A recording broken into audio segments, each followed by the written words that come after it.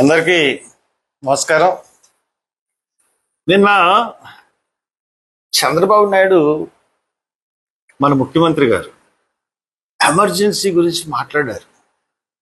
నాకు చంద్రబాబు నాయుడు గారు ఏంటి ఎమర్జెన్సీ గురించి మాట్లాడడం ఏంటి అన్నది నాకు అసలు ఏం అర్థం అవ్వలే. ఎమర్జెన్సీ భారతదేశంలో ఎప్పుడు పెట్టారంటే ఎమర్జెన్సీ డే అని ఒకటి పెట్టేసి కాంగ్రెస్ని అప్రతిష్టపాలు చేయాలని చెప్పి ఇవన్నీ కుట్రలు పనుతా ఉన్నాయి ప్రతిపక్షాలు. ఎప్పుడు ఎమర్జెన్సీ వచ్చినప్పటికి వీళ్ళు పుట్టారా కొంతమంది అంటే ఈ తరాన్ని డైవర్ట్ చేయాలని ఒక ఉద్దేశం తప్పితే అంతకన్నా ఇంకేముంది.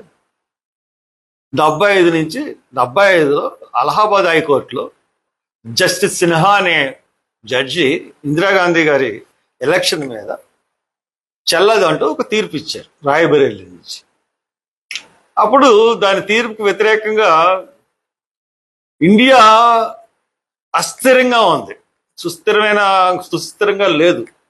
అటువంటి పరిస్థితుల్లో ఇండియాని సుస్థిరంగా చేయాలన్న ఉద్దేశంతో ఎమర్జెన్సీ అన్నది పెట్టింది. ఆవిడ పెట్టి ఎన్నో కార్యక్రమాలు 5 సూత్రాల 10 సూత్రాల కార్యక్రమం కానీ ఎన్నో కార్యక్రమాలు చేపట్టింది. ఎందుకంటే ఆవిడ్ని పరిపాలన చేయకుండా కొన్ని కాంగ్రెస్ లోనే ఉన్నటువంటి దుష్ట శక్తులు అన్ని ఏకమై ఆవిడ్ని దించాలని కూడా ప్రయత్నించినప్పుడు ఆవిడ ఎమర్జెన్సీ పెట్టిన తర్వాత 75 నుంచి 77కి వరకు ఎమర్జెన్సీ నడిచింది. తర్వాత 77లో ఎలక్షన్స్కి వెళ్ళింది ఇందిరాగాంధీ.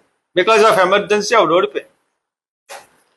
ఓడిపోయిన తర్వాత 78లో కాంగ్రెస్ పార్టీకి ఆంధ్రప్రదేశ్లో ఎలక్షన్స్ వచ్చినాయి. అప్పుడు ది గ్రేట్ చంద్రబాబు నాయుడు గారు యూత్ కాంగ్రెస్లో ఉండేవాడు. మన వి హనుమంతరావు గారు కమిటీలో ఉండేవాడు. ఈయన రాజశేఖర రెడ్డి గారు ఇద్దరు. అప్పుడు ఈయన వీళ్ళకి టికెట్లు వచ్చినాయి.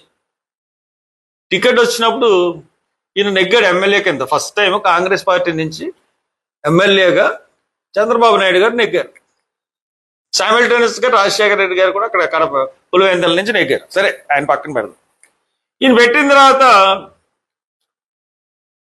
అంజయ్య పుణ్యమా అంటూ ఈయనకి మినిస్టర్ వచ్చింది.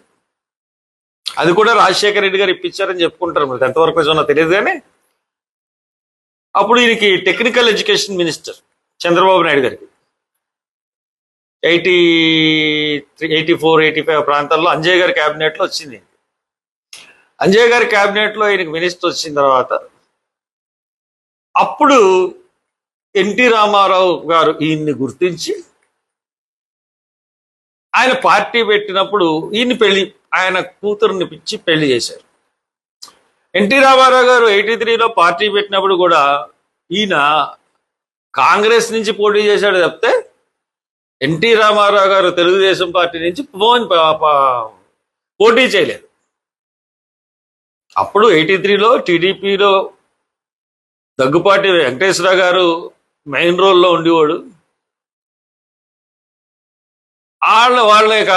ఈయన కాంగ్రెస్ లో ఉండేవాడు. కాంగ్రెస్ 83లో ఎన్టీ రామారావు గారు నెగ్గిన తర్వాత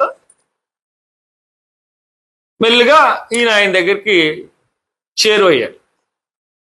ఈయన కాంగ్రెస్ లో పుట్టి కాంగ్రెస్ లో పెరిగి కాంగ్రెస్ లో మంత్రి పదవి చేసి కాంగ్రెస్ లో పెళ్లి చేసుకుని ఎమర్జెన్సీ టైంలో అంతా కాంగ్రెస్ లో ఉండి ఎమర్జెన్సీ గురించి మాట్లాడుతున్నారు.